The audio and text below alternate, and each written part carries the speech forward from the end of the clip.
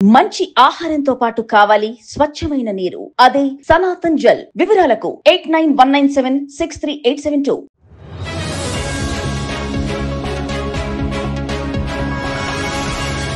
ఇదే విధంగా మీరన్నట్టు మైనర్ అనేటప్పుడే చిన్న వూంబ్‌లో ఉన్న ఆ సీడ్‌ని నుంచి 7 ఇయర్స్ వరకు పేరెంటింగ్‌లో నేను చెప్పాను కదా! Parents caring and facilitating. అయితే ఈ ఘట్టం ఇంపార్టెంట్ అయింది ఎప్పుడు అంటే మన వూంబ్ నుంచి ఆ టైం నుంచి టిల్ 7 ఇయర్స్ ఓల్డ్ మన పిల్లలకి ఎలాంటి ప్రభావాన్ని చూపిస్తాము అనేది ఇంపార్టెంట్. సో ఇక్కడ నడిచేది ఏంటి అంటే మైనర్గా ఉన్నప్పుడు మనము సబ్కాన్షియస్ లెవెల్ అనేది ఆల్రెడీ 7 ఇయర్స్లో ఫిక్స్ అయిపోయి ఉంటుంది. సో ఇలాంటి పరిస్థితుల్ని మోస్ట్లీ ఒక మైనర్ ప్రాబ్లమ్స్తో వచ్చినప్పుడు నేను ఎలా పరిష్కరిస్తాను అంటే తన పరిసరం ఎలా ఉండింది, తన పేరెంట్స్ విధి విధానాలు ఏంటి, గ్రాండ్ పేరెంట్స్ ఎలా వాళ్ళని పెంచారు, వాళ్ళ విలేజ్ ఎలాంటిది, వాళ్ళ స్టూడెంట్స్తో కలిసిమెలిసి ఎలా ఉన్నారు, ఎడ్యుకేషనల్ సిస్టమ్ ఎలా ఉంటుంది, ఇవన్నీ బ్యాక్ టు రూట్స్ వెళ్ళాల్సి వస్తుంది. బ్యాక్ టు రూట్స్ వెళ్ళడానికి ఆస్కారం ఉన్న పరిస్థితి ఆ టైంలో మైనర్ దగ్గర ఉన్న టైం. ఈ పరిస్థితుల్ని అర్థం చేసుకోవడమే main important as a relationship coach. ఇక్కడే నడిచింది ఆ ఘట్టానికి రూట్ కాజ్ అనేది అక్కడ నడుస్తుంది. ఈ రూట్ కాజ్ అనేది తెలియడానికే కోచింగ్ నడుస్తుంది. ఈ రూట్ కాజ్ తెలిసినప్పుడే ఇక్కడ సొల్యూషన్ అనేది తెలిసిపోతుంది. అంతవరకు దానికి ఒక సొల్యూషన్ అనేది రాదు. అంటే ఈ మొత్తం ఇన్సిడెంట్లోన ఎవరిది తప్పు అంటే మనం ఏం చెప్పలేము. It is all about individuals thought. మీరు ఏం ఆలోచిస్తున్నారు, నేను కంట్రోల్ చేయగలుగుతానా, నేనేం చేస్తున్నానో నేను కంట్రోల్ చేయగలుగుతాను, కానీ మీ థాట్ ప్రాసెస్ని నేను కంట్రోల్ చేయలేను. సో ఇక్కడ నడిచింది అది. ఇక్కడ థాట్ ప్రాసెస్ని మనం ఎవ్వరం మార్చలేము, కానీ డెసిషన్ మాత్రం తీసేసుకుంటారు. అట్లీస్ట్ వీ కెన్ ఇన్ఫ్లుయెన్స్ కదా, మనం మార్చలేకపోవచ్చు కానీ మన మంచితనంతో ఒక ప్రభావం చూపించవచ్చు. Absolutely that is what the only work we have to do. అంటే మనం చేసే పనే అది. మనం ఏంటి అంటే మనం ఇన్స్పైర్ అవ్వడానికి కావలసిన అట్మాస్ఫియర్ని కలిగిస్తున్నామా లేదా అనేది చూడాలి. ఇక్కడ ఎలా నడిచింది అంటే నేను అంటున్నాను కదా, from the time the mother, మీకు తెలుసో లేదో మనమే మన మదర్ని సెలెక్ట్ చేస్తాము. ఫ్రమ్ ద సోల్ కాంట్రాక్ట్ నా మదర్ని నేనే సెలెక్ట్ చేసుకుంటాను. నేను వచ్చినప్పుడు ఈ విశ్వంలో నేను ఎలా అవ్వాలి అంటే నేను యూనివర్స్ నుంచి ఇక్కడికి వచ్చినప్పుడు మెయిన్ నేను సెలెక్ట్ చేసుకొని ఆ పరిస్థితులను నేను సెలెక్ట్ చేస్తాను.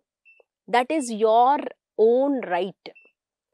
ఇక్కడ ఇది ఆలోచించేస్తే చూడండి, మీరు ఆ నెగటివిటీలోనే పుట్టాలి అని వచ్చారు. ఇంకోటి ఏంటి అంటే అమ్మ నాన్న ఇద్దరు ఇచ్చే టూల్స్. ఇప్పుడు ఒక టూల్ ఉంది, ఒక కత్తి ఇచ్చారు మీకు. ఆ కత్తిని అమ్మ ఆర్ నాన్న అందరినీ చంపడానికి యూజ్ చేశారు, కానీ మీకు ఆ కత్తి ఇచ్చారు. కానీ మీరు దాన్ని ఎలా ఉపయోగిస్తారు అనే దాని మీదే డిపెండెన్సీ. So your understanding. ఇప్పుడు క్రిమినల్ అయినా అమ్మ నాన్న కదా అని క్రిమినలే అవ్వాలని లేదు అక్కడ. ఎందుకంటే నీలో ఉంది ఆ thought process. So parents criminal కాకపోయినా పిల్లలు క్రిమినల్ కావచ్చు, అంతే. ఇండివిజువల్ ఎంటైర్ అఫైర్ ఇండివిజువలే కానీ రిలేటెడ్ కాదు. కానీ మన పేరెంటింగ్లో మనం కావాల్సింది ఏంటి అంటే మన పరిసరాల్ని మనము ఇన్స్పైర్ చేయడానికి. పాజిటివ్ నెగటివ్ అని అంటున్నాను, నెగటివ్ నడుస్తూనే ఉంటుంది యూనివర్స్లో. దాన్ని మనము పాజిటివ్ లేకుండా నెగటివ్ లేకుండా యూనివర్స్ నడవదు, అది అర్థం చేసుకోవాలి. పాజిటివిటీ ఉండాలి, నెగటివిటీ ఉండాలి, అప్పుడే యూనివర్స్ అనేది ఎక్స్పాండ్ అవుతుంది. వేడి తెలియకుండా చలువ తెలియదు కదా. నీకేం కావాలో, నీకు ఏం వద్దో తెలియాలి ముందు, అప్పుడే నీకు ఏం కావాలి ఏం వద్దు అనే దానికి ఎక్స్పీరియన్స్ లైఫే మీ ఎక్స్పీరియన్స్ అండి. మీ లైఫే మీ ఎక్స్పీరియన్స్, మీ లైఫ్లోని ఎక్స్పీరియన్సే మీకు ఏం కావాలి ఒకేలా ఉండవు. ఒక చెట్టు అందరికి ఎవరి పాఠాలు వాళ్ళవే. ఒక చెట్టు ఎలాంటి యాపిల్ ఇస్తుందో అదే యాపిల్ చెట్టు మళ్ళీ అదే రకంగా ఇవ్వాలి అని లేదు కదా. Okay. So everything is unique in this world. అలా అనుకుని మనం మన పరిసరాల్ని అంటే మన పేరెంటింగ్లో నాకు కావలసిన విధంగా నా ఇంటిని మార్చుకోవడం ఇంపార్టెంట్. ఓకే. ఓకే. ఎలాగో ఈ సిచ్యుయేషన్ వచ్చింది కాబట్టి ఎప్పటి నుంచో నాకు మనసులో మెలుగుతుంది ప్రశ్న. ఈ లవ్ అట్రాక్షన్ వన్ అండ్ సేమా లేదా డిఫరెంటా? అట్రాక్షన్ లేని లవ్ అంటూ ఉంటుందా? లవ్లో అట్రాక్షన్ ఉండదా? వావ్, మంచి క్వశ్చన్ అడిగారు. సో న్యాచురల్గా వీఆర్ లవ్. అసలు ఏమనుకున్నా ఏం చేసినా after that or before that we are pure liquid love. మనం సహజంగా మనలో ఉన్నది ఏంటి అంటే చిన్న పిల్ల పుట్టినప్పుడు ఎంత హ్యాపీగా ఉంటుంది, అవును.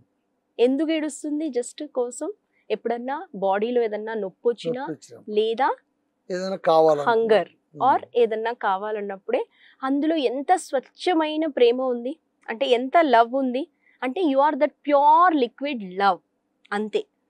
Attraction is all based on your thoughts.